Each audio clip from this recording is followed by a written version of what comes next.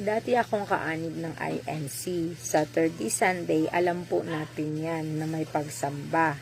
So, paano na po yung pagsamba ninyo kung nandyan po kayo sa rally? At yung iniisip ko ba, utos ba yun ni Ama na sumama kayo sa rally o utos ni Manalo? Diba po? Kasi yung pagsasamba ay sagrado yan pagdating sa INC. Pero bakit mas pinili nyong mag-rally sa araw ng may pagsamba? Di po ba? Tapos ngayon, itong mga sumama sa rally, pupuntahan po yan ng mga may katungkulang sa INC. Tapos ang tatanungin doon, bakit hindi ka po nakapagsamba? Ang isasagot ba ng members ninyo ay, kasi po, utos ni Ama na pumunta kami sa rally?